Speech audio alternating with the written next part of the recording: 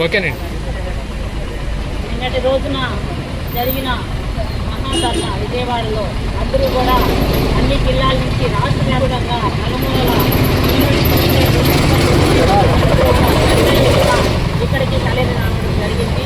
మేము ఆ అధికారులకు ఆల్రెడీ వినతి పత్రాల ద్వారా చెలో విజయవాడ గురించి క్లుప్తంగా అధికారులందరికీ కూడా చెప్పడం జరిగినప్పటికీ కూడా అనుకోకుండా 4 గంటల రాత్రుల్లో నిద్రపోయే సమయంలో వచ్చి మహిళలని కూడా చూడకుండా ఈ విధంగా చేయడం చాలా దుర్మార్గమైన పని. మహిళలు అక్క చెల్లెళ్ళారా అమ్మలారా అని చెప్పి 42 రోజులు చేసిన సందర్భంలో కూడా ప్రతి ఒక్క ఎమ్మెల్యే కానీ, ఎంపీ కానీ, మంత్రులు కానీ, ముఖ్యమంత్రి నారా చంద్రబాబు నాయుడు సార్ కానీ, లోకేష్ గారు కానీ, ఇలా పవన్ కళ్యాణ్ గారు కానీ అందరూ కూడా మా ఇంటి దగ్గరికి వచ్చి అక్క చెల్లెళ్ళారా మా ప్రభుత్వం వచ్చిన వెంటనే మీ సమస్యను పరిష్కరిస్తామని చెప్పిన ఇప్పుడు ఆ ప్రభుత్వం కూడా ఈ విధంగా చేయడము ఎంతవరకు దుర్మార్గమైన చర్య.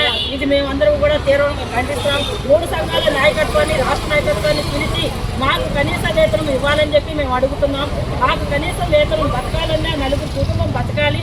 అలా ఎలా బతుకుతారని 11,500 కూడా మేము అడుగుతున్నాం. మా కనీస వేతనం పెంచాలి. మా ప్రధానమైన డిమాండ్ ఇదేను. మాకు అందరికీ రాష్ట్ర నాయకత్వం పిలిపించి కూర్చొని చర్చించి మాకు ఈ బడ్జెట్ సమావేశంలో కనీస వేతనాలు పెంచాలని చెప్పి మేము అడుగుతున్నాం. ఏఐటీసీ అనుబంధం అంగన్వాడీ రాష్ట్ర ఉపాధ్యక్షురాలు ఎన్ సరోజనమ్మ. హాయ్, హలో, అందరికీ నమస్తే. నేను మీ వీరదాసరి, జనసేన పార్టీ ఒక చిన్న కార్యకర్తని.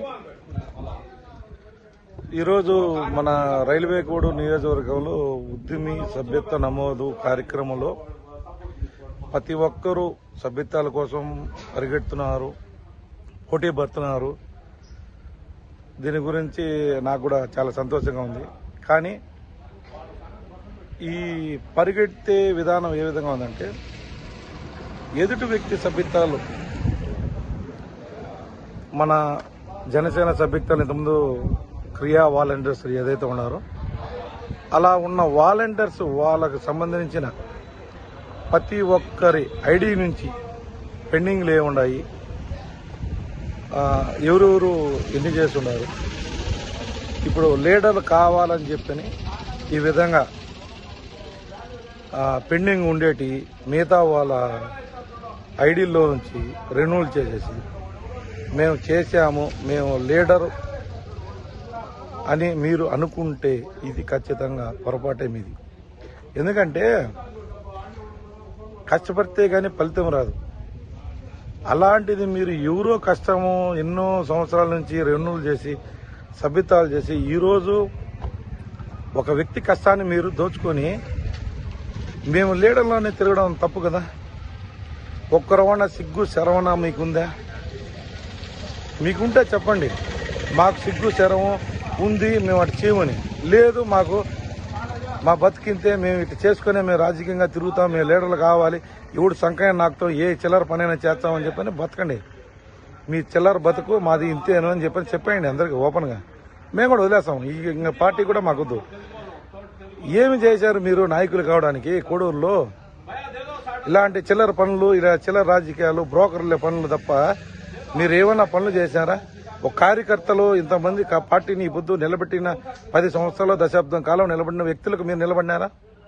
ఎవరికైనా ఇబ్బంది జరిగితే సాయం చేశారా? పార్టీ తరఫున వ్యక్తులకు ఏ విధంగా మీరు లీడర్లు అవుతారనుకున్నారో?